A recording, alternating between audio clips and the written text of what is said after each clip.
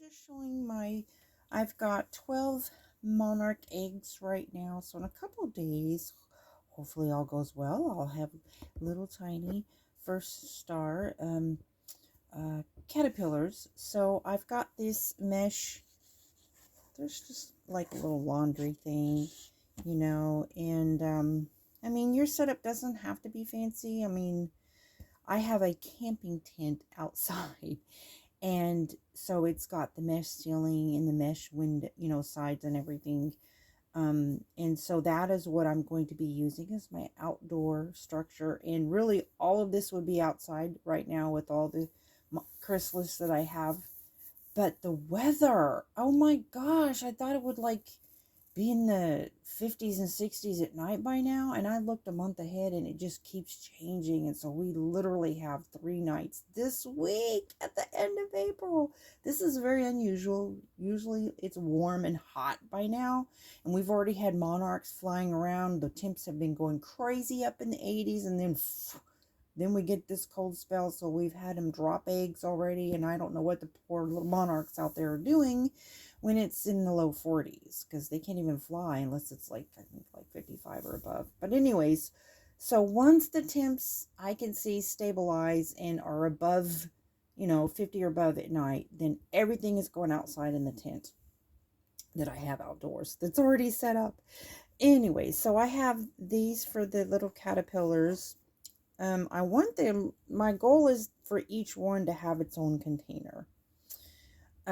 So then I have 2 of these, and then I have this has 9 containers, and it's deep enough that they could actually, I could hang something across here. But I think that I'm going to go ahead and transfer them into bigger containers. I have, the pop-up mesh thing, so it's not this is all I have.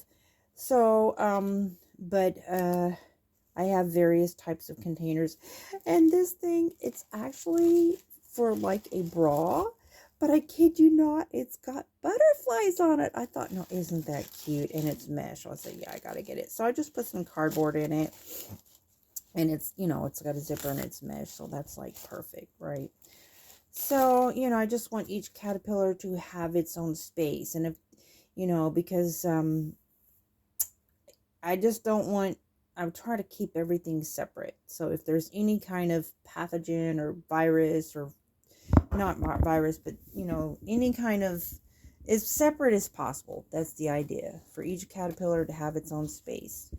And I think it'd be easier for keeping it clean as well.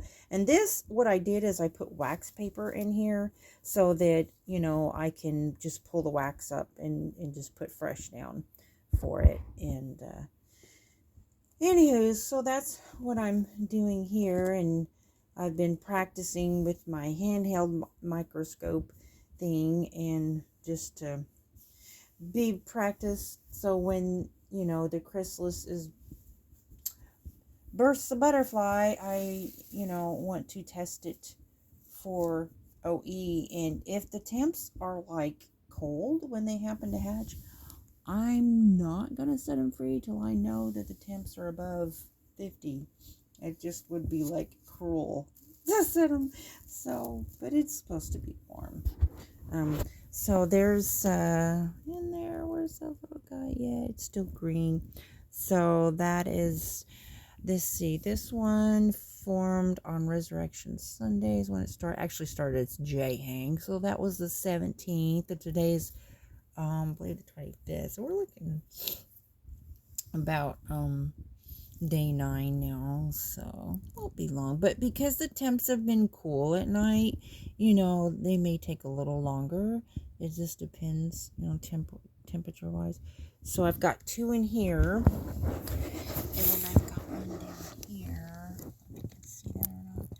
I had to just give it some extra on the dental floss on that one, because that one little chrysalis, before I could get him separated, he ate the leaf that this one had already formed on. So it's still attached to the leaf, but it is. So yeah, it's supposed to be in the 40s this week, and then I'm hoping and praying that it's going to be warmer at night, so I can put the little, and so I've got 2 containers with eggs in them. I keep I have 2 weigh stations, so I want to keep them separate. And so this is, breathable material in this container. It's got, like little holes on the side and stuff. So, and here's what I want to mention too about ants. Like sometimes they can even get inside a house, but being outside, ants are just resilient little creatures. But the one thing that you have is a weapon against ants that's not like toxic like insecticide is dish soap. So at the bottom of the containers, I put dish soap on the bottom of the containers because I'm telling you, the ants will not mess. It takes away their waterproof, and so they will not go near dish soap. So the bottom of the tent, I put dish soap. I just take like a cloth and just put heavy, just squirt some dish soap on it, and then I just put it around the bottom edges, and the same thing with the containers, just to keep the ants away. Because because I want to keep them outside, and it's just that one little ant. All it takes is one little ant when you're not looking, when you're going in and out or whatever. And so I do on the bottom of the containers put dish soap on it. It's just, if you don't keep them outdoors, they have actually done studies and say that they can lose their migrating instincts. So the more outdoors that you can give them, the better it is for them. And I do wash the leaves that I feed them. I wash the plants, and also the eggs. So that way, just give them as much chance as possible. But that's the update. I would say another couple days, and I'll have some little caterpillars, so I'm ready for them.